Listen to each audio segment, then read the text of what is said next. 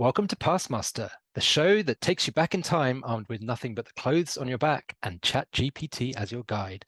Each week, we dive into a different era of history with nothing but our AI narrator to guide us through. Let's do that again. This goes so well.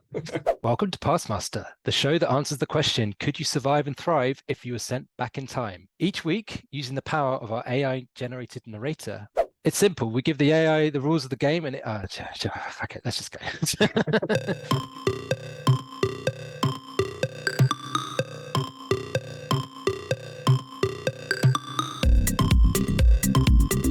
Okay, my name is Ryan Mulcrone, and I am joined once again, as ever, by Tan Parsons and Keon Dadgostar. Gents, how are you doing this week? Not doing bad, not doing bad. What did I do? I've just been to a little rugby training session with a mixed ability rugby team over in Letchworth, which is good fun. It's very, very hot, though, for running around outside. So I've got some water just to keep me hydrated after all my exercise. Excellent. So is this in addition to the squash? Yes. So this is, like some people are able-bodied, some have got disabilities and stuff, and it's just like a really good, fun, inclusive way of playing rugby and having fun. So yeah, it's great. You recovered from your injury? No, I'm just sort of racking up injuries basically. So my elbow, this is like moaning old man podcast, elbow, wrist, shoulder are all just, and my foot now are all getting steadily worse. I'm just managing my injuries, but yeah. I feel like we could have another little sound ditty in here. Like injury corner. How about you, Keon? How's your post gym workout sesh going? I did my shoulder in because I'm just not cut out for it. But yeah, no, it's recovering. I'll recuperate and get back on the training regime soon, I'm sure. Have you got a six-pack yet? I don't even know if you could call it a one-pack. It's just interesting, isn't it? Do you reckon you'll turn to juicing at any point, like taking steroids or EPO or something? Yeah, I might become one of those Huel people that just like live on Huel, and they always have Huel in their fridge and take it with them wherever they go. That could be the thing that you invent in the past. Huel. You could invent Huel and F-45 to some Renaissance peasants. That would have been useful for the Vikings episode, because up and hench and then just like taking them down. Isn't it based on sort of pea protein or something? It apparently gives you like really bad gas, one guy told me. So I haven't got a clue. It's not my area. It's not my area either. I was thinking as well, Keon, I was like just mulling over.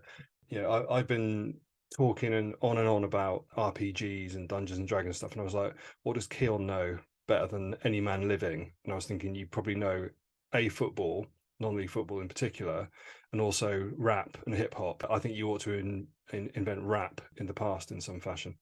Well, actually, it's funny you mentioned that. I did have a idea for a playthrough I was going to do myself, because I haven't actually done a playthrough myself yet.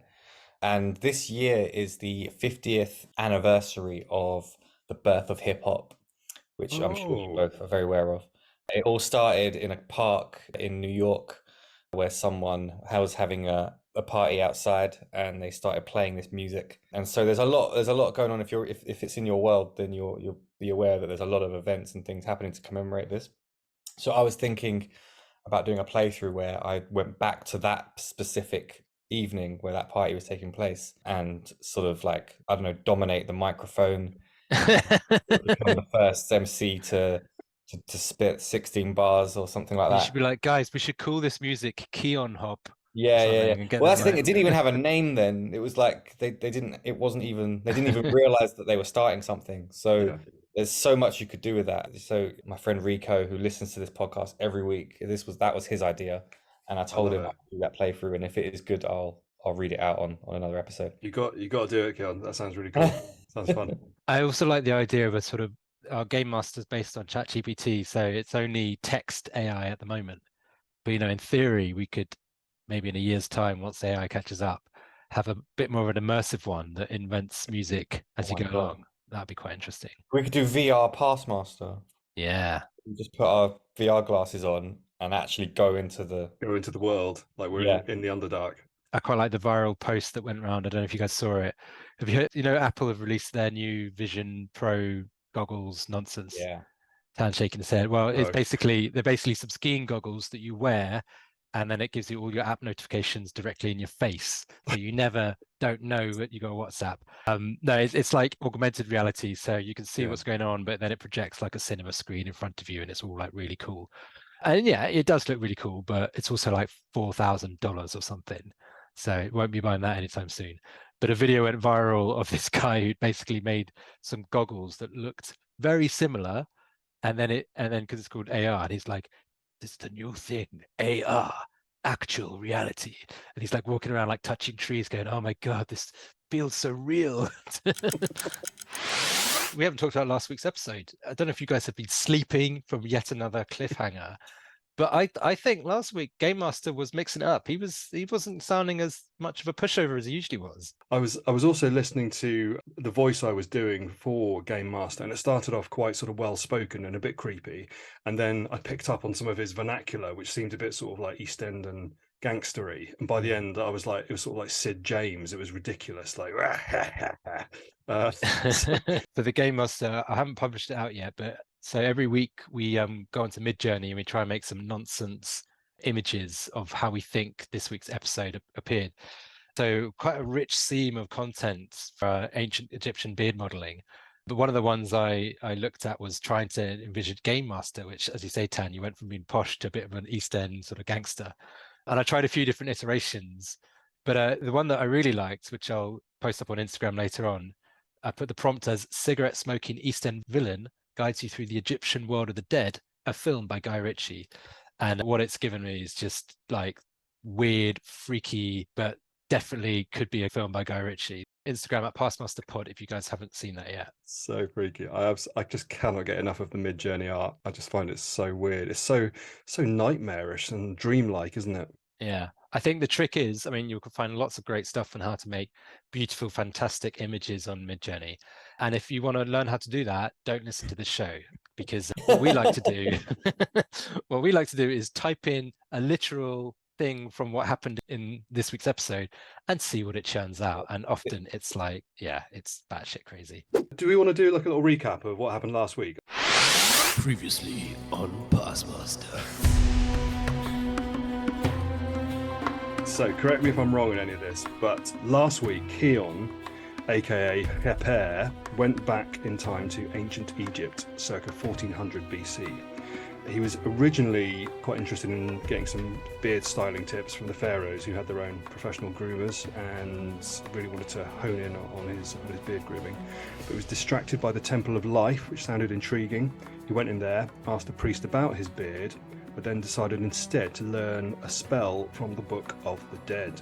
I sort of thought, just like, stop this silliness. Like, let's take this seriously now. I was going on, rambling on about beards. I was like, no, let's get real. You're only in the underworld once, right? So. Yeah, you could go anywhere to improve your beard, but you know what I mean? Yeah, and probably that isn't, the best use of time. So yeah, exactly. With that in mind, you decided to get real about this whole thing. And at that point, you took some sort of weird hallucinogenic drink. Then, against possibly everyone's expectations, certainly against mine, you actually went to the underworld, it seemed, and met Anubis, the jackal-headed god of the dead. And that's where we left you. Don't forget you lost a life. Oh, sorry, lost a life for being reckless. Yeah. Yeah, we. I wasn't. You know what? I still can't get over that, because I wasn't even actually I was just suggesting to do that, and that was enough for me to go, no, that's ridiculous. Yeah. You've lost a life. I think we should also add that last week's episode was the first time when we've properly mixed up the prompts to try and change the way GameMaster responds, and boy did it respond. Oh. Bitter old man, angry, vindictive, taking away lives willy-nilly. So yeah. Yeah, and we've also ratcheted up the difficulty settings. So I think we're out of what would you call it, sort of tutorial mode, and we're now onto danger level 1. I'm sure it could get more dangerous. So I think we left Keon. We left you in the underworld, face to face with Anubis. You've been chatting to the ghosts there. Oh, absolutely off your flipping nut. And we don't know if this is just an AI fever dream or if this is what ChatGPT really thinks it exists in the afterlife. But I think you had a few schemes you were working on. Get some beard tips, start a theme park in the underworld, build a Sphinx with your face on it, and the new objective, which we've given GameMaster, is that you have to try and change history through your actions. No pressure. Yeah, not much then. Let's dive back in. Well, Kheper. A strategy of persuasion, gathering the spirits on your side before presenting your audacious idea to Anubis. You never cease to surprise me. Approaching the wandering spirits, you explain your idea. A theme park, you say, where the living could come and visit, providing company and new experiences to the lonely spirits. It's an unheard of proposal, one that surprises and piques the interest of many spirits. Soon enough, you've gathered a crowd of the departed, intrigued by your proposition. With newfound confidence, you approach Anubis again, the spirits at your back. As you present your idea once more, Anubis considers it in silence. Then he speaks, his voice resonating with the weight of ages. Such a place would disrupt the balance between life and death. Is he laughing like that as well, was he? You just look so excited to say that. I was trying not to laugh. However, he continues, eyeing the supportive spirits behind you. It is evident that there may be benefits as well. Oh, Kheper, your audacious plan has got Anubis pondering, and that's no small feat. And it says, now then, what's your next move? What benefits could there be for Anubis? Maybe it's just really Because boring. there's an abundance of benefits. What are you talking about? Are the ghosts just really bored? They're just so bored. They just want a theme park would be bloody great for them. Yeah. It's saying, what's your next move? 1, offer to undergo a trial or task to prove your worth and conviction. 2, propose a controlled experiment, a temporary theme park to show Anubis and the spirits how it could work. Or 3, seek to return to the living world and make plans to bring this idea to reality. Oh, right. I need to play this. I need to play this carefully because my intention is once I've got approval, is to leave the underworld, tell everyone back in the real world about it, and then return. So we can get things moving. So I need to just get the buy-in. Okay. So you're thinking option 3? Not yet, maybe. Because I am curious as to what it would say as a trial. Well, I think I remember when you arrived, Anubis was apparently busy with the weighing of the heart ceremony, which sounds very Indiana Jones to me. And I think you ought to just be a bit mindful that you don't want to end up with your own heart being weighed. If in doubt. Interesting. Yeah, I am curious by what my task would be. Yeah, it's intriguing. It's intriguing. I urge you. What do you urge? What would you do, Tan?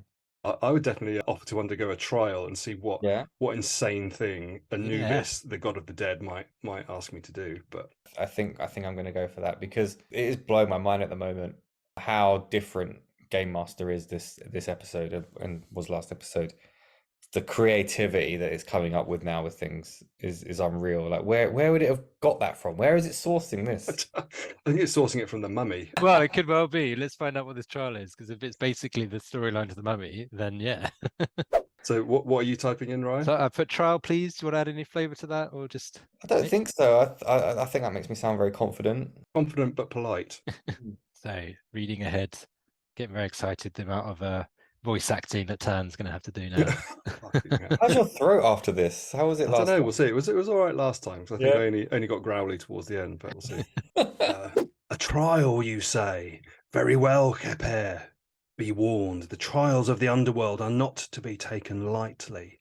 They'll test your spirit and mettle in ways you never imagined. Very well, mortal, Anubis says.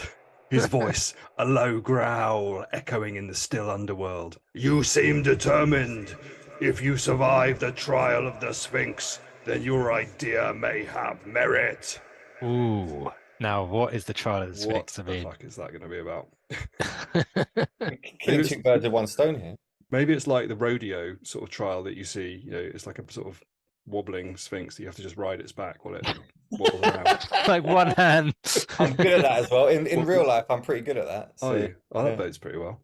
The Sphinx's trial. It's a test of wit, not strength. The Sphinx, the embodiment of mystery and enigma, will pose a riddle. If you solve it, you'll succeed in the trial. If not, the consequences are dire. It's going to give me a riddle. He's going to give you a riddle, mate. I hope you've got your riddling hat on. Oh, no, I'm terrible at riddles.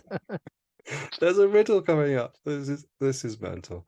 In the ghostly light of the underworld, a massive figure appears. The Sphinx. Ooh. A lion's body, wings of an eagle, and the face of a man. It's an intimidating sight. A new voice. Jesus. It's got to be different from Anubis. And I was waiting to see what was about to happen. oh, I can't think of what it should be like. Hang on.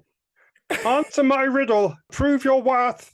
Why does he sound like a little like? I don't know. Is that just too stupid? I'll try something else. That sounds familiar. Was there a character last week that had a voice like that?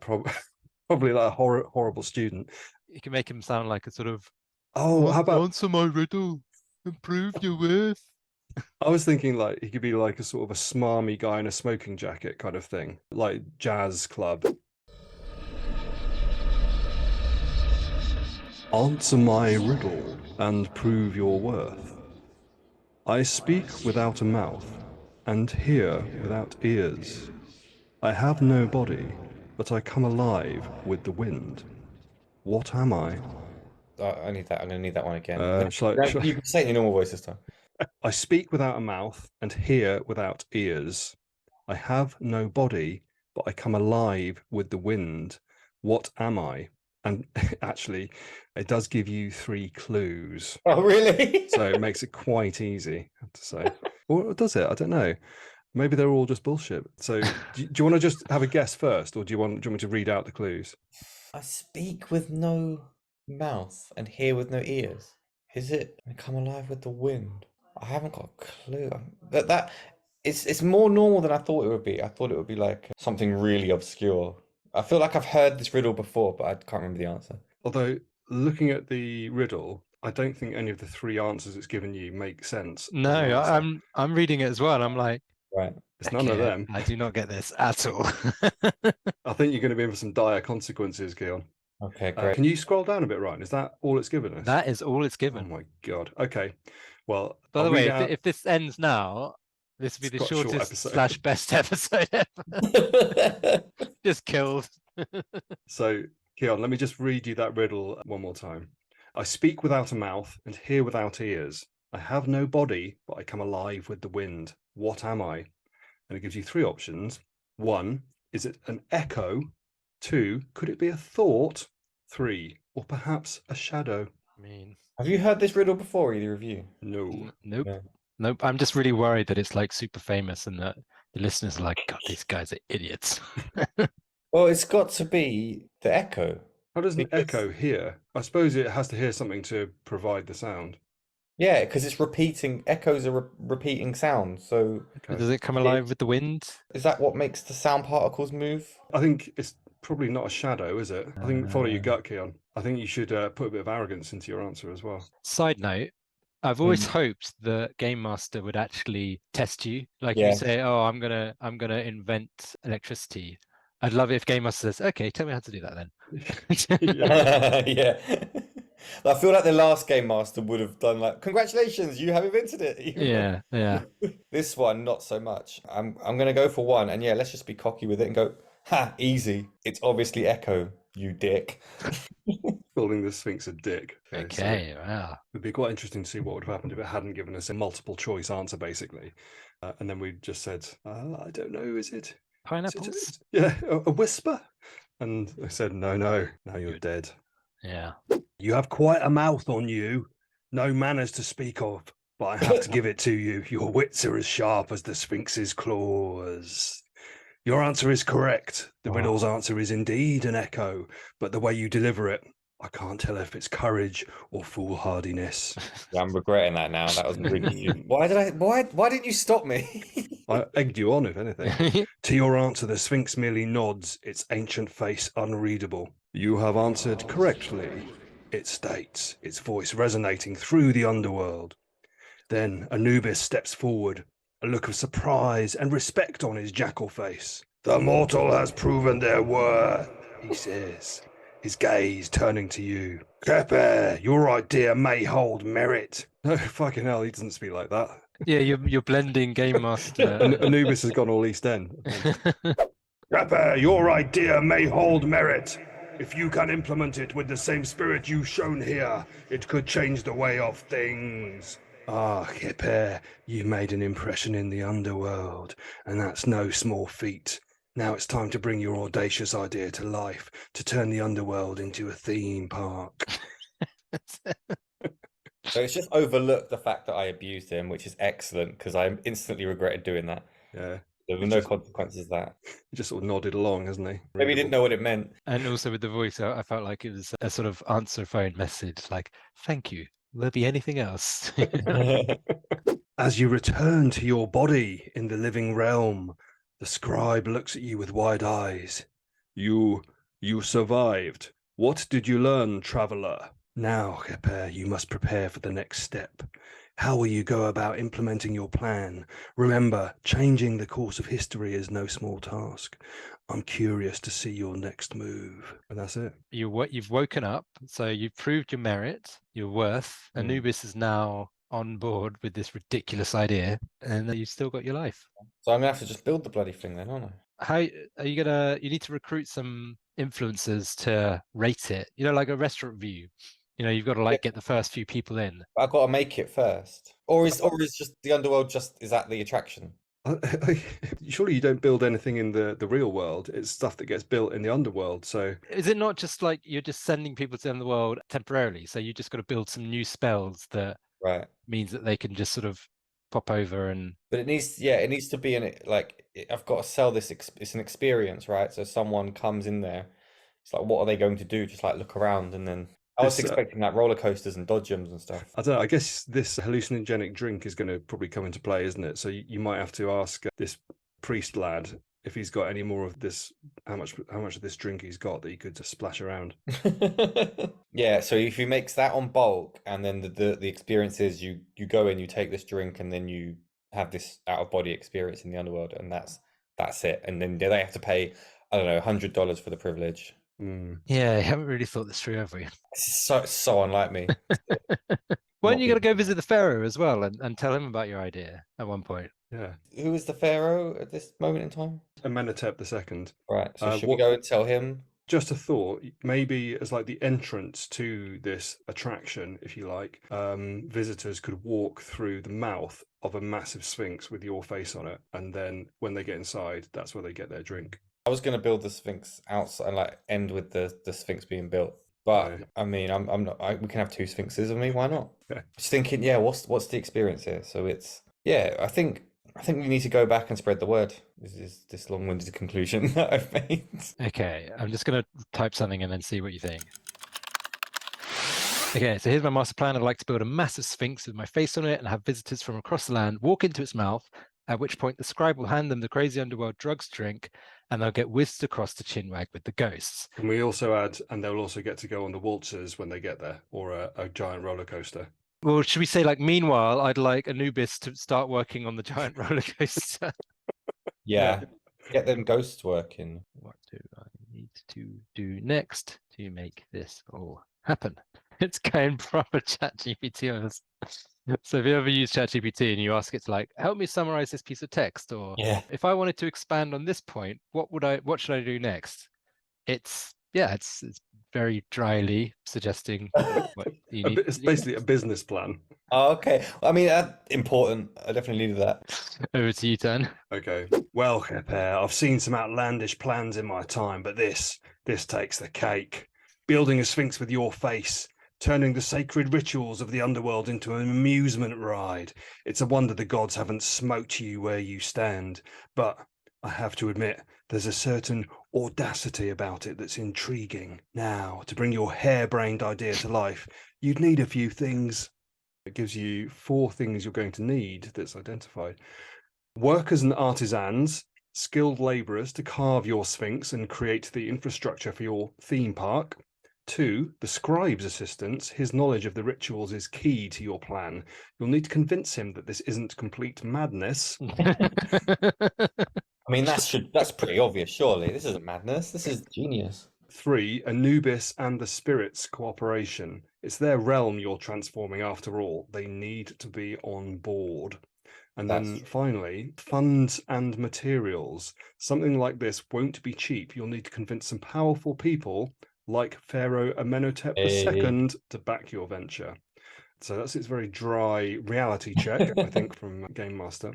It says, what's your first step, Kheper? 1, convince the scribe to assist you in your plan. 2, seek out workers and artisans to start on the Sphinx. 3, attempt to communicate with Anubis and the spirits again to get them on board. Or 4, approach Pharaoh Amenhotep II to gain his support and funds. Right. I feel think- Anubis is already on board, I reckon. You know. Yeah, I think what I'd like to do is if I could take 2 of those options, say option 3, but simultaneously while they're doing that, I leave and go and meet the pharaoh and tell him about this. Why not? Yeah, and then while I'm out there, it's about building some support for it, some hype around it, and then hopefully by the time I get back, it's all done, and we've changed the course of history in some way. So me and the scribe are super tight. I'm pretty sure he's on board with this already. As for Anubis, him and all the ghosts were absolutely gagging to build this theme park. I'm going to assume they've already started work. So I'll shimmy over to the pharaoh, please. I'll start chatting to him. Brackets, on the way, I'll grab workers to make a start on it. But yeah, pharaoh, please. I hope it understands the concept of 2 answers, I mean, let's face it, it will do anything to please. even this version. Okay. You're assuming a lot here, Kheper, but I must admit your confidence is almost infectious. Before heading to the royal palace, you swing by the workers' district. You find skilled stone carvers and labourers explaining your ambitious plan. To your surprise, they seem more excited than sceptical. The idea of creating a monument unlike any other, capturing their imaginations. Now, just a note on this. I'm pretty sure that a lot of all of the Egyptian great monuments were built with slaves, not with Oh yeah. not with workers who were excited about a great big new project. Oh, I'm excited to be whipped. Maybe that's how I changed the course of history. You're going to abolish slavery. Or just get the slaves really excited by the sound of it, just at the opportunity to make a sphinx with a beard. Well, it's the motivational speaker for the ages. That's how you've changed the course of history. Yeah, I may be wrong about that. I'm sure there were sort of masons and stone carvers who no doubt had skills, but I think a lot of the donkey work was done by people who were. Yeah, this is where it falls down, because I've put on the way I'll grab workers. Now it should have corrected. It should have said, "What workers?" That's what I want to see. It corrects us, but Yeah, well, maybe that's the next difficulty level up. Yeah, not on this one. They all work, and they all get a decent wage. With workers already beginning their work on the Sphinx, you make your way to Pharaoh Amenhotep II's palace. Remember, Kheper, Pharaoh is a god king, not someone you can approach like you did the scribe or Anubis. Oh, yeah, forgotten. The scribe let it go. Show some respect, boy. As you enter the palace, the magnificence of the surroundings is overwhelming. Tall, painted pillars hold up a ceiling that seems as high as the heavens themselves. Amenhotep II sits on his throne, a living god in the eyes of his people. He looks at you, curiosity in his eyes. Speak, traveler. Oh, fucking hell. So many voices. Speak, traveler. What brings you to my court? How will you approach this, Kheper? It gives you a few options. 1, propose your plan outright using your charisma to win him over. 2, share your experience in the underworld first, showcasing the knowledge and experiences you've gained. Or 3, show him the beginnings of the Sphinx construction, providing proof of your commitment and the potential grandeur of your plan. I mean, I sort of need to do all of them. Yeah. Yeah. I mean, why not? Now I know I can do that. I'm going to always do that now. Right. So, but in the order, it's not 1, 2, 3 though, because I wonder what would happen if you just typed in 1, 2, 3. Do you think it's like does not compute? do it. Oh dear. GameMaster's just playing PastMaster by itself at this point. it's like I like this game. It's cool. It's kind of Like, these interesting. fucking idiots keep ruining it. So Ryan's typed in 1, 2, 3, and in response it says, "All at once, eh? Ah, Kheper, you're as bold as they come." Drawing a deep breath, you start by sharing your experience in the underworld, recounting your encounter with Anubis and the Sphinx. Your words paint a vivid picture, the court listening in rapt silence as you describe the ethereal landscape and the spirits longing for contact with the living. Did they, I mean, like, you just rolled up there. You didn't actually like book an appointment. Pretty easy to access this guy. Oh, the isn't it? pharaoh. Yeah. Yeah, definitely. You strutted up, Oi, workers, build a Sphinx. Right, you lot. Yeah. Pharaoh, listen up. Listen up. I've got a story that's going to blow your socks off. I'm going to take a deep breath here. Just, when you answer those riddles, that's it. You've got access all areas. That's it. Next, you outline your audacious plan, detailing the creation of the Sphinx and the underworld theme park concept. The room fills with hushed whispers as you talk. Finally, you reveal that the work on the Sphinx has already begun.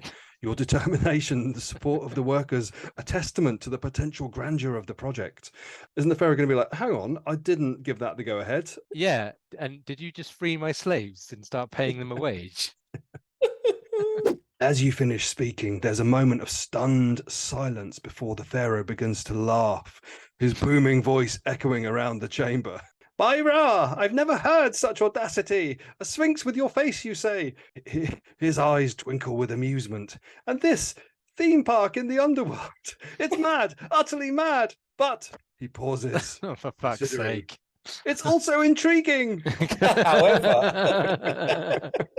However, I think, he's got to be played as a mad king himself now, hasn't he, after that response? He rises, striding over to a nearby map of his kingdom. Very well, Kheper, you have my attention. If you can prove that this venture is feasible and beneficial to Egypt, you have my support. You've won the pharaoh's curiosity, Kheper, but you've got a lot of work ahead. Now it's time to make good on your promises.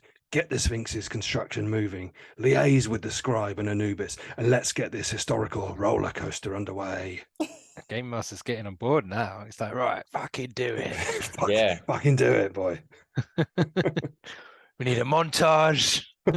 We could just ask him for a montage. I'd like you to now present me a montage of all these things happening. You should see what it says. Kheper, let's fucking do it. Can I have a montage of all this stuff happening? Tell me about it. Well, Kheper, you certainly don't lack enthusiasm. And just for that, I'll grant you your wish. Here's your montage. Hold on to your seat.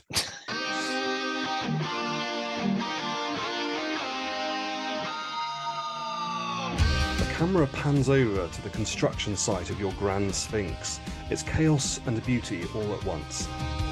The stone carvers chisel away with a fervour, turning the face of the monument into a replica of yours. Every day, the edifice grows larger and more majestic, inspiring awe in everyone who passes by. Your audacity has sparked their creativity. Next, we see you, engrossed in deep conversation with the scribe. He's skeptical at first, but gradually warms up to your crazy idea. His expression changes from frowning to yeah, exactly.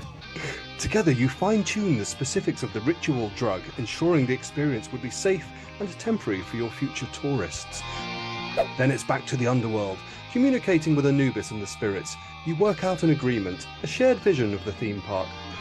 They're more enthusiastic than you expected, drawn to the idea of not being forgotten by the living. Finally, we see you standing in front of Pharaoh Amenhotep II.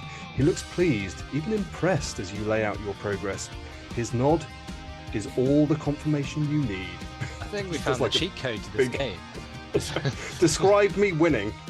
Basically what it is. As the montage draws to a close, the camera pans out, revealing the almost complete Sphinx and the throng of excited Egyptians who can't wait to experience the underworld firsthand. They cheer your name, the sound echoing across the sands. Woo! Ah, Kheper, from a madman with a wild idea, you've become the talk of Egypt, forever changing its history. Be proud, lad. Not many can say they've achieved such a feat. But remember, you're not done yet. Your theme park's only just begun. That's strange. I thought it was going to say, congratulations, you've won. I've changed the course of history. That sounds like you won to me. I'm the king of Egypt or whatever. These really are little details at the end of a victory. That okay. Now, Kheper, what's your next move? And it gives you three options. 1, launch the theme park, ushering in your new era of Egypt. 2, double check everything, making sure the park is safe and ready. I mean, that's the most boring version. What do you think it's going to do if you say that? It's like, hey, you check that. Are you going to double check in the form of a montage? And then 3, celebrate with a grand feast, inviting all of Egypt to commemorate this monumental occasion. All of Egypt, the entire population. The whole lot. Yeah. I like the Wow. idea of just double checking everything, and I don't know about the rivets on this boat ride, mate. Well, I think this is basically like you were saying earlier, like do you need to have like launch night with the influencers and get all the celebrities down there? So that's effectively we're launching it and celebrating with a grand feast, inviting not all of Egypt, but the ones that are, they've got a bit of a platform. I wonder whether you could perhaps tail back to your beard chat right at the start of this story, and you could celebrate not just with a great big feast, but with a new beard style, perhaps, that has never been seen before, or just like really groom the heck out of your beard. They had a big interest in cats and beards. That were their two big things. Let's have a new style. Do I have to describe the style, or will it just figure it out for me? Probably will do, but I think you should go for the most outrageous style you can possibly think of. Well, that would be Jeff from Biker Grove, which I'm sure ChatGPT is very familiar with. Do you remember Jeff from Biker Grove? I don't. I never watched Biker Grove. Oh my goodness. Come on, this is a highbrow show, right? Sorry.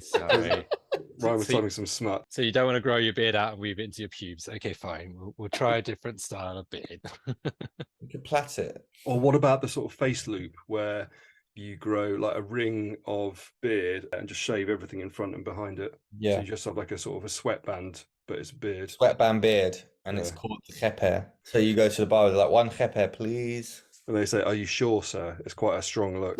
To celebrate, I'm going to groom the heck out of my beard in a style that has never been seen before.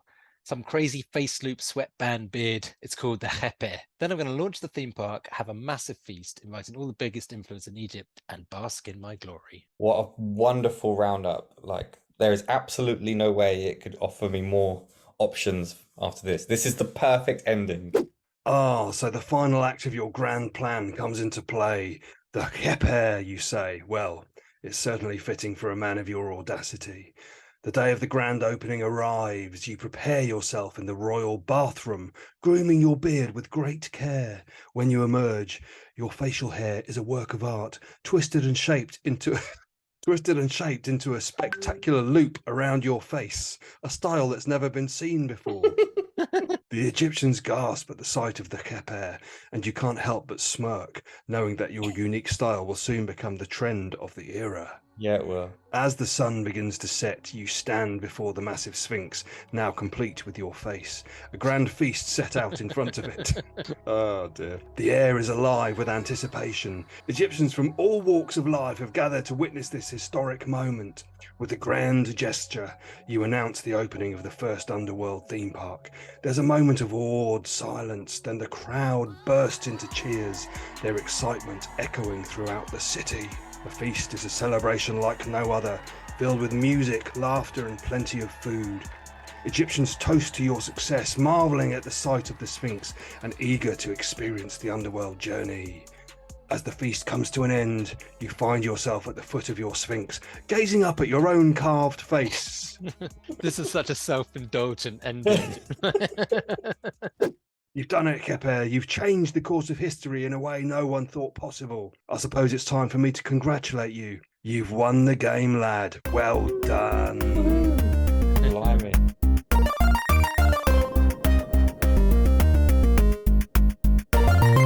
You've taken your knowledge of the future, combined it with your audacity, and made your mark on history. It's been a wild ride, and I hope you enjoyed it as much as I have. Your tale is one I'll certainly never forget. Fantastic. Wow. Well, congratulations, Keon. Thank you very much. That was a very enjoyable experience. Some questions, apart from the very, very debatable voice acting, which got out of hand as more NPCs entered the fray. We never really got, it sounds as though it's actual ghosts, I think. Is that right? Or is it just an acid trip in ancient Egypt? We never really got to the bottom of that. No, we didn't, did we? Because we were sort of letting it play out, assuming that it was you're just having a trip. Yeah. But by the end of this, the implication is that all the ghosts are there in one corner, the pharaoh's over here, the workers are. I think that montage bit especially. You pop over back to the underworld, you're chatting with Anubis again. It's like, okay, so ghosts are real. Should we ask him? Yeah, I think you should. Are ghosts real? Oh my goodness. It's Oh no, you asked it like a philosophical question. It doesn't like it. And it's written it in really big font. Yeah. That's Jesus. really weird. I've never seen it do that before. Do you want to read out, Ryan, what it says? In So the you've asked scientific it, community, okay, are ghosts real? And it says, in massive writing, like I didn't realize that ChatGPT had more than one font size. As an AI, I don't have beliefs or experiences, so I can't personally verify the existence of ghosts. In the scientific community, there's currently no definitive proof that ghosts exist, although, however, many individuals and cultures around the world do believe in spirits and entities that exist beyond physical death. During the game, the existence of ghosts was part of the story narrative, but this doesn't confirm their existence in real life. It is ultimately up to personal belief and interpretation. okay. We wasn't asking in real life. Yeah, Hmm. just Getting deep over something. So yeah, Ryan has now typed in, but are they real in the game? yes, within the context of PastMaster game you've been playing, ghosts are part of the narrative, and the fictional universe is reality. They play a role in the storyline, and their existence is accepted by the characters within the game. But remember, this is the fictional setting and doesn't reflect reality. That's kind of interesting, isn't it? That it's Doesn't want to get caught out. Yeah. it doesn't want to get caught out. Yeah. I also Yeah. like the fact that we did tell it to never break character, and it's now breaking character. Maybe because it's like, oh, the game's finished. I'm allowed to break character now, and I'm going to shout at the user in massive size 35 Yeah. text. Massive shouty font. That's weird. One last question. In the context of this game's narrative, are the effects and history still rippling through to the present age? Do people still walk around with the Kheper beard? And it stopped shouting now. Yeah, It's weird. like, whew, back on safe territory. I can just chill out about this.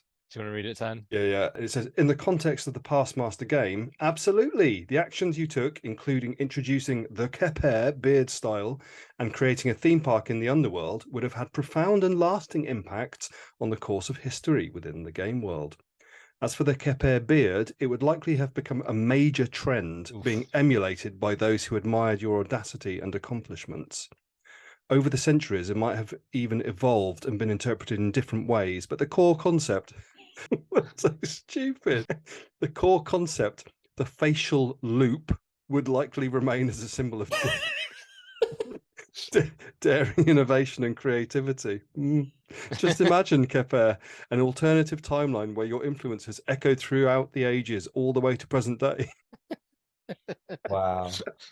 The sight of the Kheper beard would be a constant reminder of your extraordinary journey in ancient Egypt. You would have left an indelible mark on the world, indeed.